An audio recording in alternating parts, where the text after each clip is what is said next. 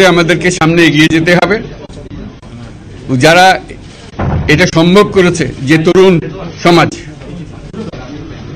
তাদের প্রতি আমি আবার সমস্ত প্রশংসা এবং কৃতজ্ঞতা জানাচ্ছি তাদেরকে। তারা আমার পাশে আছে। এরা এই দেশকে রক্ষা করেছে, এই দেশকে নতুনভাবে পুনর্জন্ম দিয়েছে, এবং এই পুনর্জন্মে যে বাংলাদেশ পেলাম, সে বাংলাদেশ যেন অত্যন্ত দ্রুত গতিতে এগিয়ে চলতে পারে, সেটাই হলো আমাদের শপথ। সেটা আমরা রক্ষা করতে চাই, এগিয়ে যেতে চাই। আজকে আবু সাঈদের কথা মনে পড়ছে আমাদের, যে আবু সাঈদের ছবি বাংলাদেশের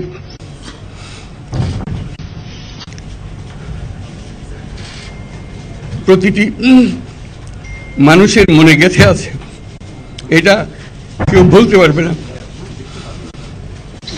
কি অবিশ্বাস্য একটা সাহসী যুবক,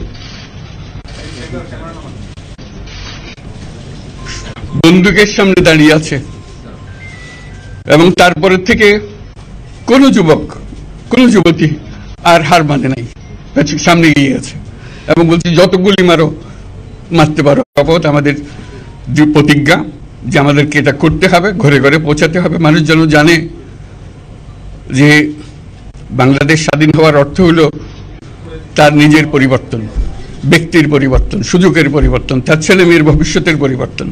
এটা যেন প্রত্যেকে বুঝে নেয়। এবং আজকে তরুণ সমাজকে বোঝানো যে এই দেশ এটা তোমাদের হাতে, তোমরা এটাকে তোমাদের মনের মতো করে গড়ে তুলবে। তোমরা যেভাবে স্বাধীন করতে পেরেছো, তোমরা এটাকে তোমাদের মনের মতো করে গড়তেও পারবে, এবং তোমাদের দেখে সারা দুনিয়া শিখবে কিভাবে একটা দেশ, একটা তরুণ সমাজ গ্রহণ করতে পারে এবং তাকে পাল্টে ফেলতে পারে। তাদেরকে আমি বারে বারে এমনি উপদেশ দিই যে পুরনোদের বাদ দাও, তাদের এই পুরনো চিন্তা দিয়ে এটার মুক্তি আমাদের হবে না। করি সারা দুনিয়ার মধ্যে এটা হবে না। এটা শুধু বাংলাদেশের কথা না, সারা দুনিয়াকে জুড়ে কথা বলছি। তোমাদের মধ্যে যে শক্তি আছে, যে ক্রিয়েটিভিটি আছে, সৃজনশীলতা আছে, সেই সৃজনশীলতাকেও কাজে লাগাতে হবে। এটা শুধু বই খাতাতে লেখার জিনিস না, এটাকে প্রকাশ করার জিনিস, স্থাপন করার জিনিস, সেটা করা। এটা আমরা এই আজকে আমাদের পুরো কাজটা হলো, দায়িত্বটা হলো তারা যেটা অর্জন করে নিয়ে এসছে, এখন তাদেরকে দিয়ে এটাকে করিয়ে দেওয়া, আমাদের সমস্ত কাঠামোগুলো পরিষ্কার করে দেওয়া। সরকার বলে একটা জিনিস আছে, কিন্তু মানুষের কোনো আস্থা নেই। মানুষ মনে করে সরকার একটা দমন পীড়নের একটা যন্ত্র, যেখানে পায়, যেখানে সুযোগ পায় তার একটা কষ্ট দেওয়া, তার থেকে নিংড়ে দেওয়া, যে সকল স্তরে। এটা হলো তার থেকে কেমন ভাবে সামাল দিতে হবে তাকে, এটা ভয়ের একটা জিনিস, তাকে সামাল দিয়ে চলা। এটা হলো সরকার। এটা সরকার হতে পারে না। সরকারকে দেখে মানুষের বুক ফুলে উঠবে যে আমাকে সাহায্য করবে, আমাকে রক্ষা করবে, আমার সরকার আমার জন্য দাঁড়াবে। সরকার তার জন্য দাঁড়ায় না কোনো সময়। যে সরকার হবে, সেই সরকার মানুষকে রক্ষা করবে, মানুষের আস্থাভাজন হবে। কেউ জোর করে তাকে বলার ভালো আছে এটা না। সে নিজে নিজে বিশ্বাস করবে, সরকারি লোক দেখলে বলবে আমার লোক, আমাকে রক্ষা করার লোক। সেই আস্থাটা আমাদেরকে ফিরিয়ে আনতে হবে মানুষের মনে। তাহলে মানুষও যোগ দেবে এটাতে। মানুষ এখন পিছিয়ে থাকে যে কিসের মধ্যে আমাদেরকে ঢুকিয়ে দিচ্ছে। আমরা যেন জানতে পারি যে এইটা আমরা সবাই মিলে আমরা অগ্রসর হতে পারি। একটা বড়, সারা বাংলাদেশ একটা বড় পরিবার। এই পরিবার আমরা একসঙ্গে চলতে চাই, এবং আমাদের মধ্যে দ্বিধা দ্বন্দ্ব যা কিছু সরিয়ে ফেলতে চাই। যারা বিপথে গেছে তাদেরকে পথে আনতে চাই, যাতে করে একসঙ্গে আমরা কাজ করতে পারি।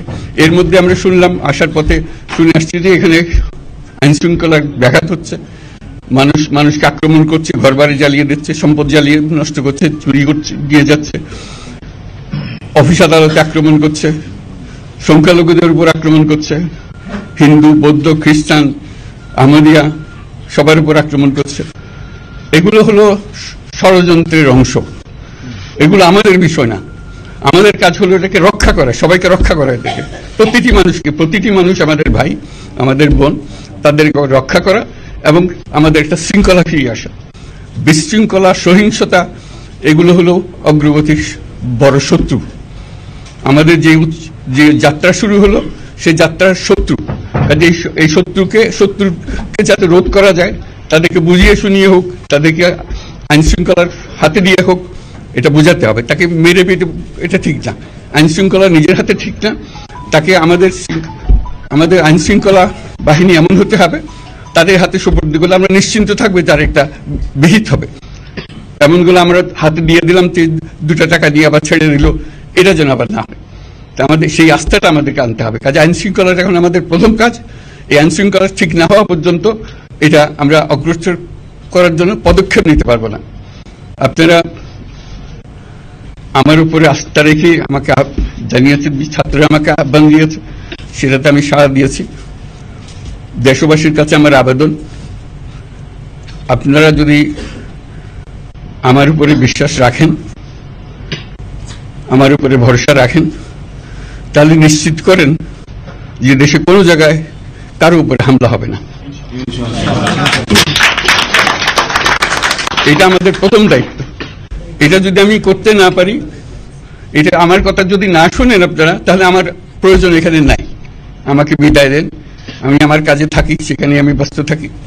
যদি আমাকে প্রয়োজন মনে করেন, তাহলে আমাকে প্রয়োজন মনে করলে আমাদেরকে দেখাতে হবে যে আমার কথা আপনারা শোনেন। আমার কথা না শুনলে আমার কোনো প্রয়োজন নাই। আমার প্রথম কথা হলো, আপনারা বিশৃঙ্খলা থেকে দেশকে রক্ষা করেন, আপনারা সহিংসতা থেকে দেশকে রক্ষা করেন, যাতে আমরা যা যা আমাদের ছাত্ররা আমাদেরকে পথ দেখায় সেই পথে আমরা এগিয়ে যেতে পারি। এটা একটা খুব সুন্দর দেশ হতে পারে। বাংলাদেশ একটা খুব সুন্দর দেশের সম্ভাবনাময় দেশ। কাজে এই সম্ভাবনাগুলোকে আমরা নষ্ট করে দিয়েছি।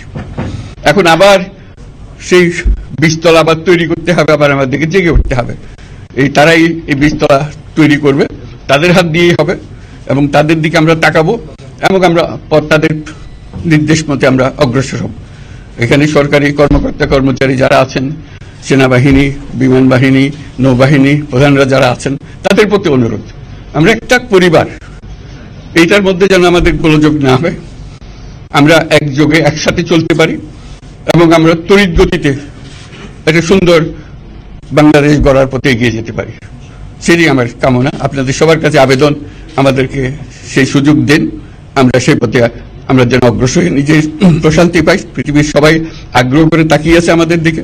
এখানে যখন ছাত্ররা রাস্তায় নেমেছে, পৃথিবীর সব জায়গা থেকে অভিনন্দন এসছে, যে তারা অবাক হয়ে গেছে। আমাদের তো গা শিউরে উঠেছে, প্রতিদিন যা হয়েছে অবিশ্বাস্য কাণ্ড।